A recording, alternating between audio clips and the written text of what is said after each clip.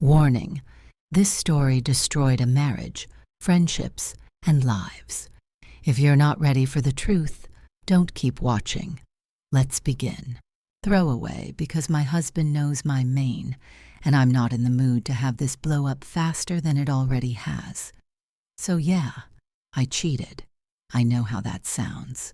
Please don't do the Reddit thing where you decide I'm Satan before you finish reading. I'm not here to be liked. I'm here because everything is spiraling, and I want advice before my life fully implodes.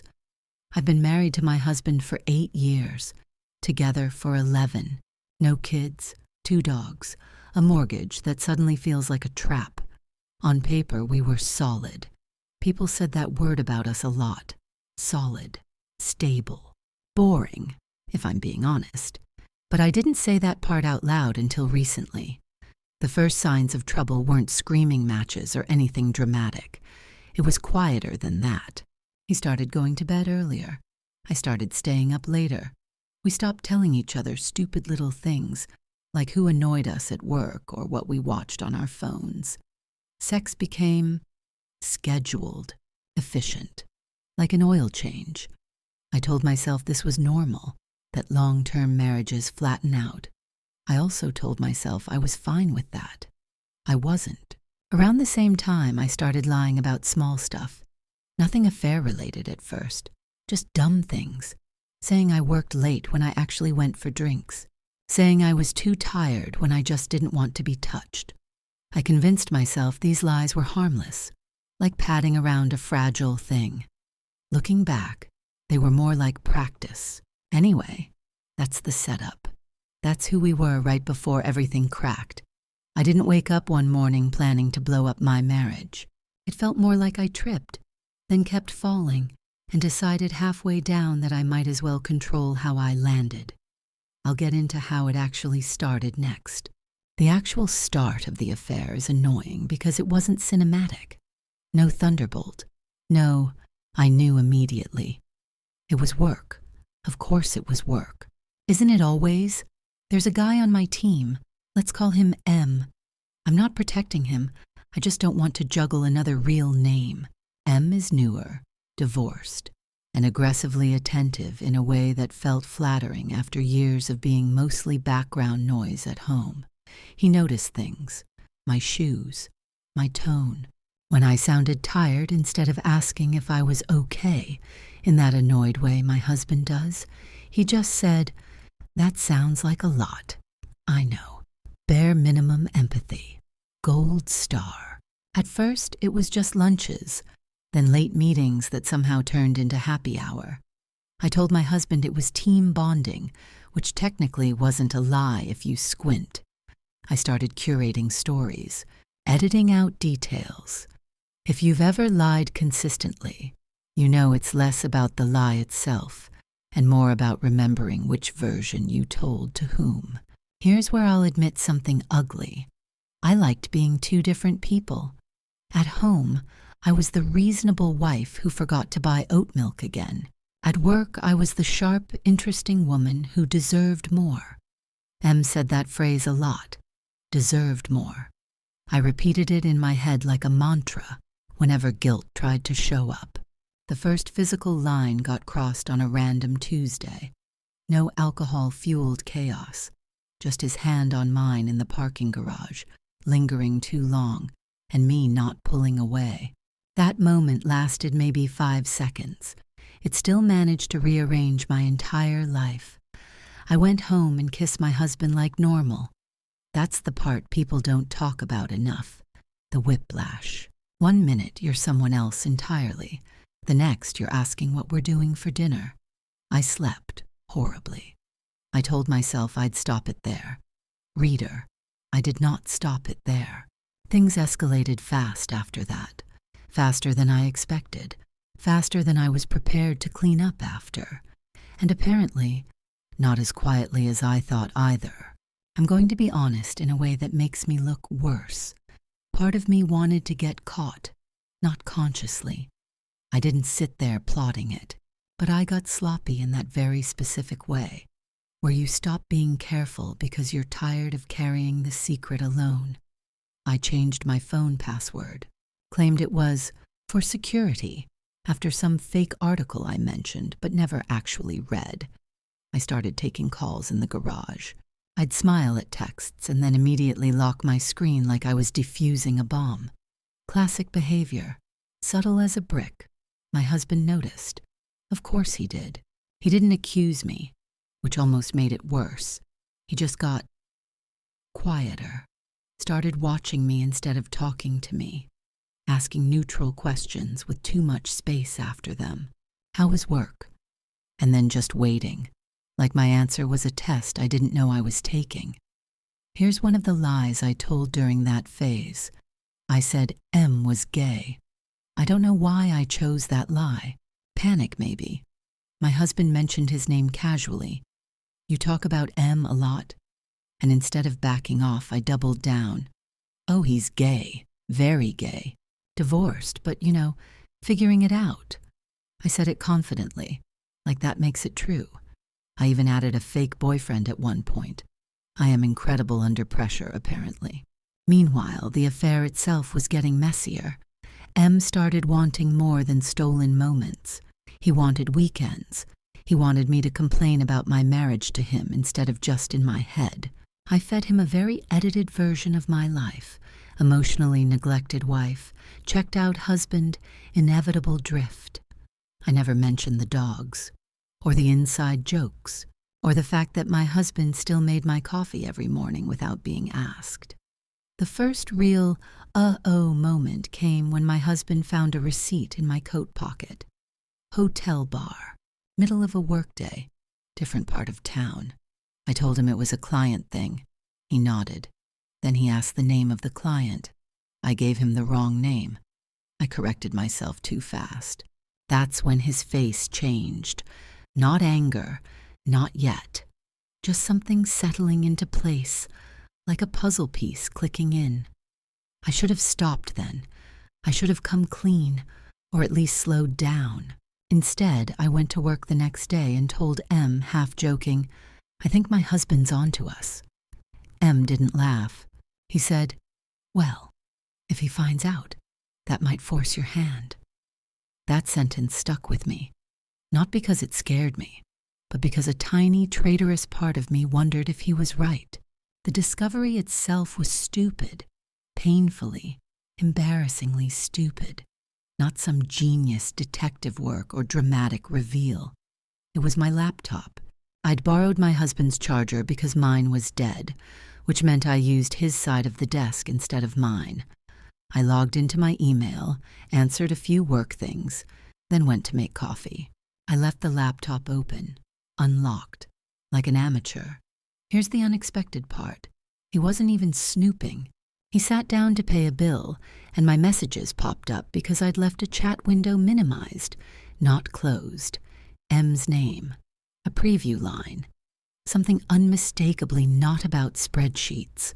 When I came back into the room, he was just sitting there, hands flat on his thighs, staring at the screen like it might start lying for me if he waited long enough.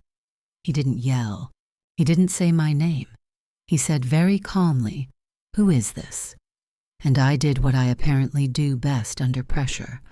I lied again. I told him M was venting about his divorce, that I was being supportive, that the message was taken out of context. I even laughed a little, which in hindsight was a truly psychotic choice. He asked me to scroll. I scrolled the wrong direction and made it worse, way worse. There was no single explicit line, no smoking gun sentence, just too much intimacy stacked too close together. Inside jokes, familiarity, emotional nakedness that didn't belong to him. You could practically see the shape of the affair even without the physical details. He stood up so fast his chair tipped over. That sound, wood-scraping tile, still makes my stomach flip. He asked me how long. I said, "It's not what you think." Then I said, "Nothing physical happened." Then somehow I said, "I didn't mean for it to go this far." That's 3 different lies in under 30 seconds. By the way, he left the house, didn't grab keys, didn't grab his phone, just walked out. I remember thinking, very selfishly, wow, this escalated quickly, like I was watching a show instead of detonating my own life. He didn't come home that night. I spent hours rehearsing versions of the truth, adjusting details like sliders. How much to admit? What could still be salvaged? I told M what happened, expecting comfort or panic or something dramatic. He replied with, "I told you this would happen." That was it. No, "Are you okay?" No, "I'm sorry."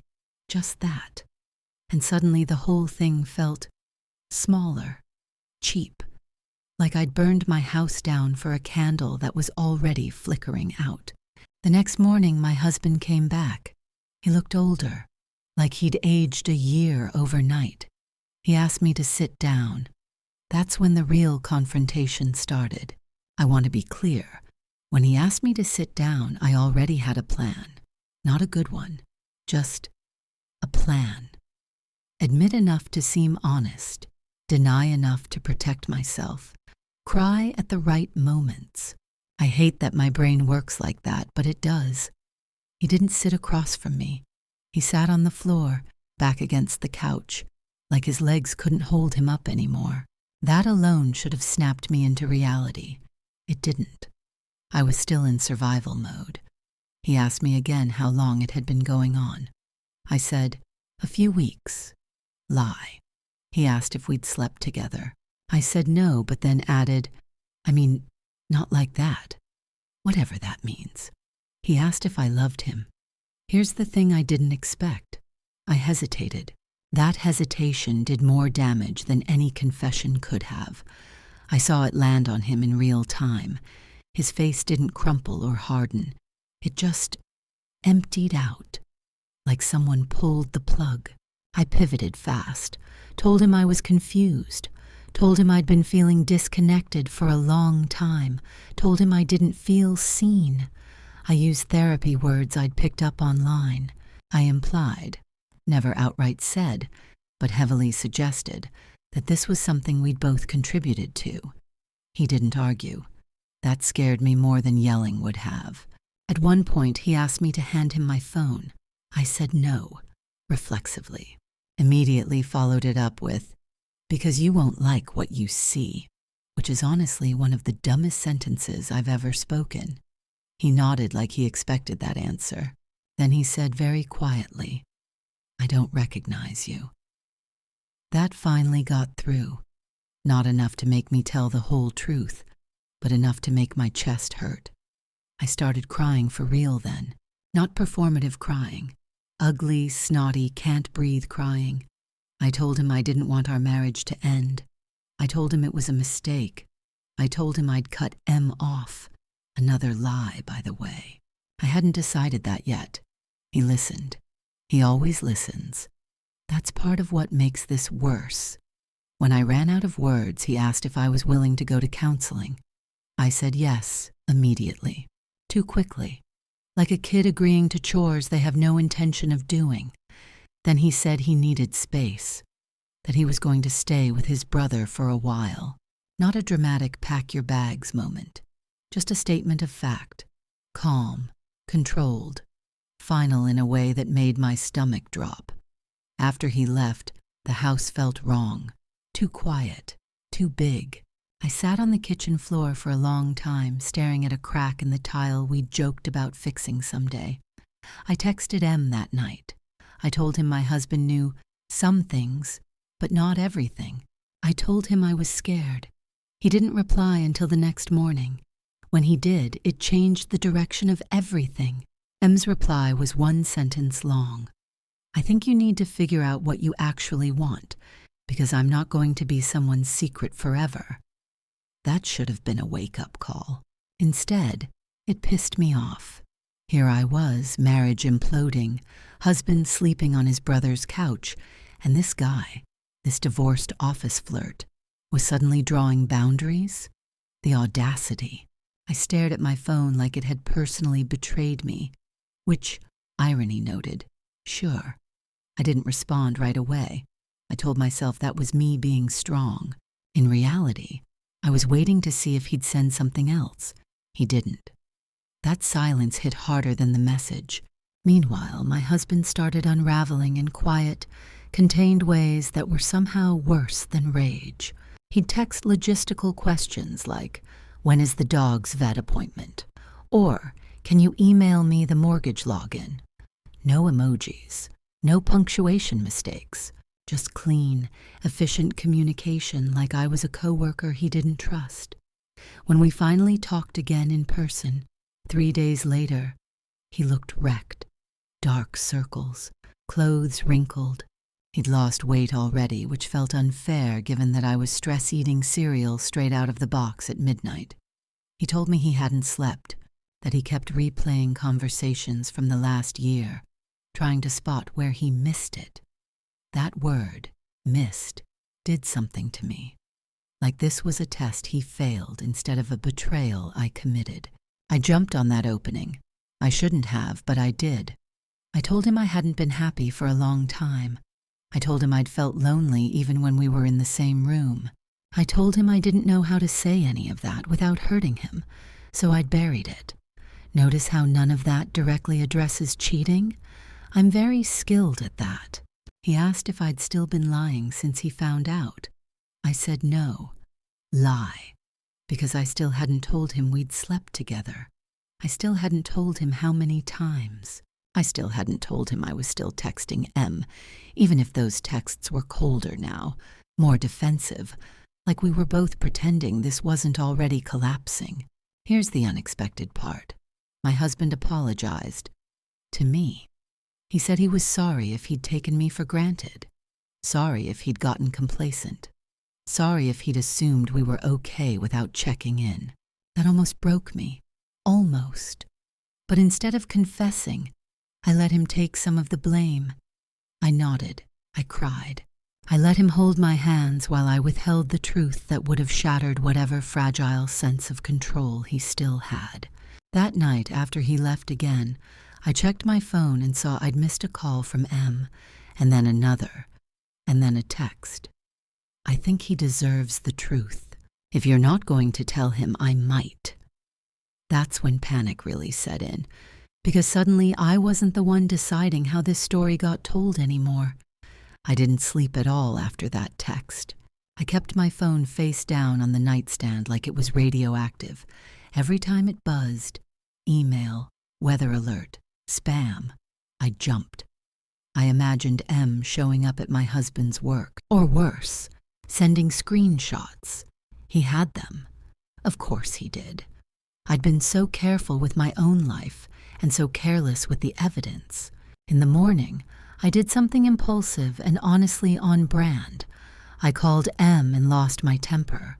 I accused him of threatening me, of trying to control the narrative. I said he was being dramatic, that he knew what he was getting into.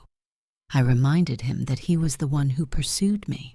None of this is entirely true, but I said it with enough conviction that even I almost believed it. He didn't yell back. That should have been a clue. He said he was tired of feeling like a dirty secret. He said watching my husband fall apart made him feel like a villain. He said he didn't sign up to destroy a marriage, which again, rich coming from a man who slept with a married woman, but whatever. Then he said something I didn't expect. I don't think I'm in love with you. I think I just liked being needed. That landed like a slap, not because it was cruel, but because it was accurate. Too accurate. I ended the call by saying, "Do whatever you want," which is something people say when they absolutely do not mean it. An hour later, my husband texted me, "Did you sleep with him?" No build-up, no greeting, just that. I stared at the message for a full minute before responding. I typed, "No," deleted it. Typed, "Yes," deleted it. Typed, "It's complicated," which is the coward's answer to everything, then deleted that too. I finally sent, "Yes." One word, no punctuation. It felt like pushing something heavy off a cliff and waiting to hear it hit bottom. He didn't reply for hours. When he finally did, it wasn't anger. It was worse. He said, "Thank you for telling me. I need some time." That was the moment I realized I'd misjudged everything. I'd expected screaming, threats, ultimatums. Instead, I got distance, calm, the kind of restraint that means someone is quietly detaching. That afternoon, something else unexpected happened. My mother called.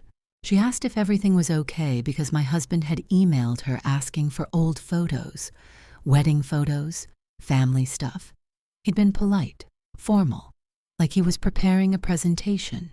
I lied to her too, said we were working through some things. At this point, I was lying to everyone except the internet. And the worst part?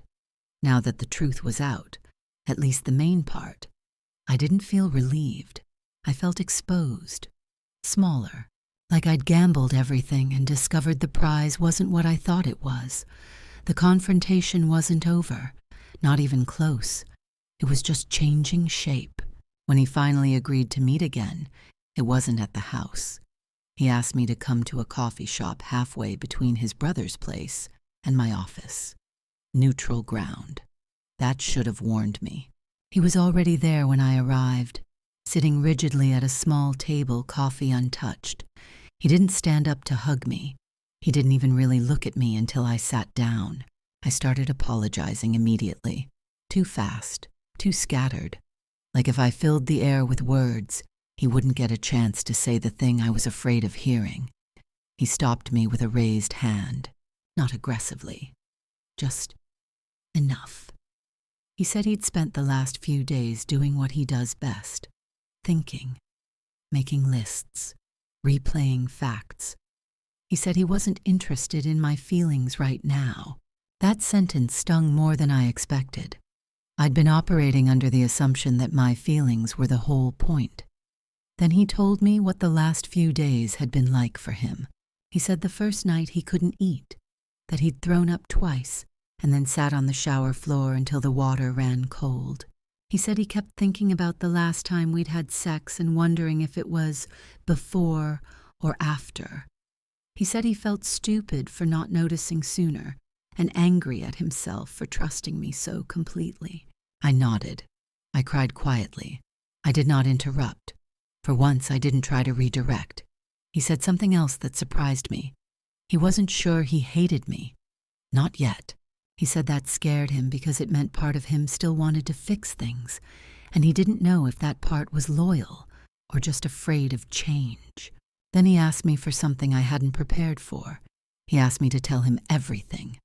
Timeline, details, lies included. I panicked. You can probably guess what I did next. I told him most things. I admitted to sleeping with M. I admitted it wasn't a one-time thing. I admitted to lying after he found out.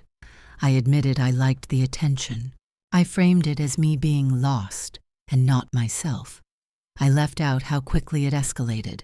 I left out the parts where I felt powerful. I left out how annoyed I'd been at him instead of guilty.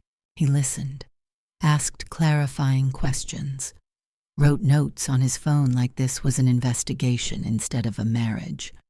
When I finished, he said, "Okay, just okay." Then he told me he was going to get tested. He told me he'd spoken to a lawyer just to understand his options. He told me he was canceling our anniversary trip. Each sentence felt like another door closing, quietly, politely, without drama. Before we left, he said one more thing that I can't get out of my head. He said, "I don't think you did this to hurt me. I think you did it because you stopped thinking about me at all." I wanted to argue. I wanted to defend myself. I wanted to say he was wrong, but I didn't. Because for the first time, I wasn't sure he was. Here's where things took a turn I genuinely did not see coming. 2 days after the coffee shop talk, my husband showed up at the house unannounced. I was mid-panic cleaning, which is when you aggressively wipe already clean counters, like you're trying to erase the past with disinfectant. The dogs lost their minds, which felt rude given the circumstances. He didn't come in right away. He stood in the doorway like a guest. That alone made my stomach knot. He told me he'd talked to his brother, his mom, and a therapist, in that order. He said the therapist asked him what he wanted, not what he thought he should want. Apparently, that question wrecked him. He said he realized he'd been operating on autopilot for years, assuming loyalty was enough to carry a marriage, even when intimacy quietly died. I jumped on that again. Of course I did. I nodded too hard, said things like, "Exactly, and that's what I've been trying to say," which is a bold move when you're the one who cheated. Then he did something that shifted the power in a way I wasn't prepared for. He said he wasn't going to beg me to stay. He said if we were going to try, it would be because I wanted this marriage, not because I was scared of losing stability, or the house, or the version of myself that looked good on holiday cards. He said he needed to see effort that didn't involve tears or promises made under pressure. And then, this is the unexpected part, he said he was moving back in temporarily, not to reconcile, not to play house, to observe. He actually used that word, observe. He said he wanted to see who I was when I wasn't performing, whether I'd tell the truth when it wasn't strategically convenient, whether I'd cut M off completely without being asked. I agreed immediately, too immediately. I told him I'd already blocked M. Lee. I had muted M. Big Difference. That night felt unbearable. We slept in the same bed with a literal line of pillows between us, like we were at a weird summer camp. He didn't touch me, didn't even face me. I stared at the ceiling until my eyes hurt, hyper-aware of every breath he took. The next morning, he woke up early and made coffee. Out of habit, I think. He poured 2 cups, then paused and quietly poured one down the sink. That hurt more than if he'd thrown the mug at the wall. I went to work and found an email waiting for me. From M. Subject line. I told him. My hands started shaking so badly I had to lock myself in a bathroom stall. The message was short. He said he'd reached out to my husband to clear his conscience. Said he didn't include screenshots, just the truth, as he understood it. Said he hoped I'd figure out who I want to be. I deleted the email immediately, like that would undo anything. When I got home, my husband was sitting at the kitchen table, phone face up, screen dark. He looked up at me and said, "We need to talk again." And suddenly, the whole observation period felt like a cruel joke, because now the story wasn't just mine to tell or edit anymore. He didn't raise his voice when he said it. That's become a theme. Calm, controlled devastation. He told me M had emailed him the night before, not angrily, not smugly, almost apologetically. According to my husband, the message started with, "I don't expect forgiveness," which great. Love that for him. My husband asked me one question. Is there anything in his version that's not true? I opened my mouth and immediately closed it again. Because here's the thing. M hadn't lied. If anything, he'd been more generous to me than I deserved. He framed it as mutual. He downplayed how often it happened. He didn't mention how careless I'd been with my marriage. So I did what I've done this entire time. I minimized. I said, "Not really, but he doesn't have the full context." Context. Another word people use when they don't want to say accountability. My husband nodded slowly, like he was checking something off an internal list. Then he told me something I wasn't prepared for. Hearing it from someone else hurt less than hearing it from me. That stung. Bad. He said when M told him there was no emotional charge, no shared history, just facts. When I told him, or didn't tell him, there was choice involved. Every omission was a decision. Every lie was effort. Then he said, "I think you believe honesty is something you can ration." That one landed hard, because he wasn't wrong. I'd been treating the truth like a bargaining chip instead of the baseline. He told me the observation period was over. Not because he was done, but because he'd learned enough. He said he could see how quickly I defaulted to self-protection, how easily I reframed things to avoid discomfort, how I only offered transparency when cornered. He said watching that was more exhausting than the affair itself. I snapped back then, defensive, sharp. I told him he was being dramatic, that he'd made mistakes too, that I wasn't the only reason our marriage ended up here. I accused him of wanting to punish me instead of fix things. He didn't argue. He just said, "I don't want to punish you. I want to stop bleeding." That shut me up. He said he was moving out again. Not permanently, yet. But he needed distance to decide whether staying married to me was something he could do without losing himself. He said couples counseling was off the table for now, individual therapy only, for both of us. When he packed a bag, I followed him from room to room like a ghost, offering help he didn't want. When he left, I didn't cry right away. I just stood there, staring at the door, feeling something unfamiliar creep in. Not guilt, clarity. For the first time, I saw the situation without the adrenaline, without the fantasy, without the lie that I was somehow in control of any of this. And the worst realization of all? If he walked away for good, I wouldn't be able to say I was blindsided. I'd watched this happen. I'd narrated it. I'd lied through it. And now I was finally alone with the version of myself I'd been avoiding. Part 11 is where things get messier. Being alone sounds peaceful until you actually are. The first night after he moved out again, I kept reaching for my phone like muscle memory might summon him back. I didn't text, not because I was being respectful, let's be honest, but because I was terrified of saying the wrong thing and locking in an ending I could still pretend wasn't final. Instead, I drank half a bottle of wine and spiraled. Here's an unexpected event I haven't mentioned yet. I got fired. Well, let go, restructuring, budget cuts. Very unfortunate timing. Definitely not related to the fact that HR had been quietly investigating Em and me for professional boundary concerns. That email landed in my inbox at 9:14 a.m., 2 days after my husband moved out, and I laughed out loud when I read it. Like full-on hysterical laugh. Rock bottom has a sense of humor. I didn't tell my husband right away. Shocking, I know. I told my sister instead. She didn't yell. She just went quiet and then said, "So what's true anymore?" Which felt unfair coming from someone who still believes in astrology. But okay. Without work to distract me, my thoughts turned feral. I replayed every conversation with my husband, picking at moments like scabs. I started rewriting history in my head, convincing myself he was cold, inattentive, emotionally lazy. I built a whole case where I was the inevitable outcome of neglect, not an active participant in betrayal.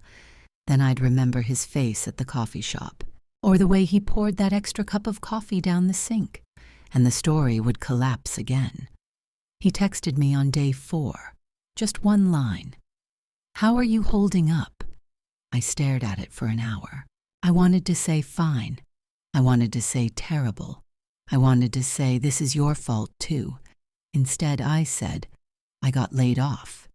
That finally got a reaction. He called immediately. He didn't say, "I'm sorry." He said, "Do you have a plan?" That annoyed me. It still does. But it's also the most him response imaginable. Crisis equals logistics. Emotion later. We talked for 20 minutes. About severance, about insurance, about whether I could cover my half of the mortgage if this dragged on. It felt like a business meeting between people who used to know each other naked. Before hanging up, he said something that stuck with me. "This might be the first time you can't run from yourself." Rude, accurate, deeply inconvenient. After the call, I finally cried. Not because I missed him, not because I was scared, because for the first time, I couldn't spin this into a version where I still looked clever.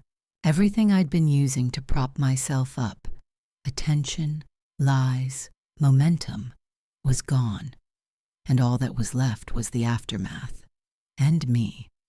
Part 12 is where I make a decision that surprised even me. The decision I made wasn't noble, it wasn't brave, it wasn't even particularly self-aware. I decided to tell the truth. Not the truth in some grand, cleansing, movie scene confession way. Just stop actively lying, which for me was a big swing. It started small. I emailed M and told him not to contact me again. No long explanation, no blame. Just a clean sentence and a block. I didn't feel empowered afterward. I felt weirdly empty, like I'd finally put down something heavy and realized my arms had been numb for a while. Then I told my husband about the job. I didn't sugarcoat it. I didn't frame it as bad luck or unfairness. I told him HR had gotten involved. I told him I'd contributed to it. I told him I understood if that made everything worse. He was quiet for a long time. Then he said, "Thank you for not dressing it up." That was it. No comfort, no reassurance, but also no disgust, which felt like a win somehow. A few days later, I did something I'd been avoiding like the plague. I started therapy. Not couples, just me. No audience, no script. The therapist asked me why I cheated, and I launched into my usual greatest hits. Lonely, disconnected, not seen, blah blah. She let me talk. Then she said, "Okay, now tell me why you lied." That question knocked the wind out of me, because cheating had felt reactive. Lying felt intentional. I didn't answer right away. When I finally did, what came out was uglier than I expected. I lied because the truth would have made me the bad guy. And I hate being the bad guy. I like being justified. I like being understood. I like being able to say anyone would have done the same thing. She didn't judge me, which almost annoyed me. She just nodded and said, "So you protected your self-image, even when it cost you your integrity?" Yes, that. Exactly that. I didn't tell my husband about therapy right away. When I finally did, I didn't frame it as a gesture or a promise. I just told him it was happening. He said he was glad. Nothing more. The space between us stayed, but it stopped feeling radioactive. More settled, like something broken that had stopped actively shattering. For the first time since this all started, I wasn't trying to steer the outcome. I wasn't strategizing or managing impressions. I didn't know if we'd stay married. I just knew I was done lying to make myself easier to live with. And that scared me more than losing him ever did. Part 13 is where I find out what he decided to do with all of this. He asked me to meet him again, this time at a park near our old place. Not neutral like the coffee shop. Familiar. We'd walked the dogs there 100 times. That choice alone made my stomach twist. He was already sitting on a bench when I arrived, hands folded, looking like someone waiting for test results. He didn't stand up. I didn't try to hug him. We're learning, slowly. He told me he'd made a decision, not the final one, but a direction. He said therapy had helped him name something he hadn't wanted to admit. He didn't trust me, and he didn't know if he ever would again. Not in the way that makes a marriage feel safe instead of conditional. I braced myself. Divorce papers, timeline, logistics. I was ready to hear it. Instead, he said he wanted a separation, a real one. Not the half-in, half-out limbo we'd been stuck in. Separate finances, separate spaces. No checking in unless it was necessary. He said he needed to see who he was without constantly reacting to what I'd done. He also said something unexpectedly kind, that he didn't think I was evil. He thought I was avoidant, conflict-phobic, and deeply uncomfortable with being ordinary and wrong at the same time. He said that didn't excuse anything, but it did make me human. I didn't argue. I didn't bargain. I didn't cry. I just listened. Then he asked me if I wanted to stay married, not fight for it, not promise anything, Just, did I want it? And here's where the truth surprised me. I said I didn't know. The old me would have panicked and said yes immediately. The right answer. The safe answer. The answer that keeps the door open.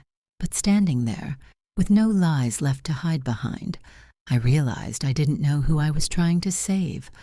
The marriage, or the version of myself that existed inside it. He nodded, like he expected that. He said the separation would be 6 months. At the end of it, we'd either recommit, with full transparency, no shortcuts, or we'd end it cleanly, no dragging it out, no vague hope. Before we stood up to leave, he said one last thing that felt like a gift and a warning wrapped together. If we try again, it'll be with the version of you that tells the truth even when it costs you. I'm not negotiating with the other one anymore. I watched him walk away and felt something strange. Relief. Not happiness, not freedom. Relief that I didn't have to perform anymore. Part 14 is about what that separation actually looked like and what it forced me to face when no one was watching. Separation is not dramatic in the way people imagine. There's no montage, no glow-up. It's mostly administrative and lonely and deeply unflattering. He moved into a small apartment across town. I stayed in the house because neither of us wanted to deal with selling it yet. That meant I got the dogs, the creaky stairs, and the echoes of a life that used to feel inevitable. Every room felt like an accusation. Here's the part no one warned me about. Without an audience, I didn't know who to be. There was no one to impress, no one to convince, no one to lie to. Therapy stripped away my favorite defenses one by one. I started noticing how often I edited myself automatically, how I softened facts, skipped details, reframed my own motives even when it didn't matter. Lying had become less of a tactic and more of a reflex. Unexpected event number whatever. I ran into M at the grocery store. He looked normal, boring even. He started to say hi, and then stopped, like he remembered too late that we were strangers again. I felt nothing, not anger, not longing, just a faint embarrassment, like seeing an outfit you once loved and now can't believe you wore. I didn't tell my husband about that run-in right away, not because I wanted to hide it, but because for once, it genuinely didn't feel relevant. That realization scared me more than the encounter itself. The weeks passed. We stuck to the rules, minimal contact, no emotional check-ins. When we did talk, about bills, about the dogs, it was clean, adult, almost friendly. That hurt in its own way. I started seeing the pattern clearly. I cheated because it let me avoid the hardest thing, admitting dissatisfaction without having a backup plan. I lied because lying kept me from being rejected in real time. Infidelity felt like movement. Honesty felt like standing still and waiting to be judged. I also had to face something I hated admitting. My husband didn't just lose trust in me. He lost a future he'd been quietly building. He'd assumed we were choosing each other every day. I'd been quietly auditioning replacements. At the 4-month mark, he asked if we could talk. Not logistics, not paperwork, just talk. I said yes, and for the first time, I didn't feel like I needed to rehearse. Part 15 is the last part. What he decided, what I learned, and what I'd tell anyone reading this who thinks they're managing a lie. We met at the house, not the park, not a cafe, home. That felt intentional. He didn't sit down right away. He walked through the living room slowly, like he was checking in with a place he used to live in. The dogs followed him everywhere, thrilled, confused, loyal in the uncomplicated way I didn't deserve. I made coffee, out of habit. This time I poured 2 cups and left them both on the counter. He took one. That detail mattered more than it should have. He told me he'd made his decision. He said the separation had done what it needed to do.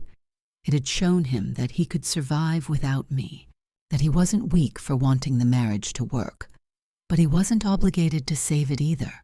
He said the space gave him clarity, not peace, and that clarity mattered more. Then he said it. He was done, not angrily, not vindictively. He said he didn't want to be married to someone he had to monitor for honesty. He didn't want a relationship where trust had to be earned back in installments. He said he believed I was changing, but he didn't want to be the person waiting to see if that change stuck. I didn't argue. I didn't cry. I didn't promise anything. I nodded, because for the first time, his decision didn't feel like something taken from me. It felt like the natural end of a story I'd been rewriting for too long. We talked logistics, lawyers, the house, the dogs. We're splitting time, which hurts more than I expected. When he stood to leave, he hugged me, briefly, carefully, like you hug someone you wish well, but won't follow. At the door, he said one last thing, not as an accusation, not as advice to me, just truth. He said, if I could tell anyone in my position one thing, it would be this. Don't ignore your instincts just because you love someone. Love shouldn't require self-erasure to survive. And then he was gone. So here's my version of advice for whoever's still reading and maybe recognizing themselves a little too much in this mess. If you're lying, stop telling yourself it's temporary. If you're cheating, stop pretending it's about passion or connection. It's about avoidance. It's about wanting the reward without the risk of being known and possibly rejected. I didn't lose my marriage because I cheated. I lost it because I lied long after honesty was the only thing that might have saved it. And if you're managing a lie right now, feeling clever, careful, in control, just know this. Control is the first thing that goes. You just don't notice until there's nothing left to manage. That's it. That's the story. Be kinder than I was, or at least be braver.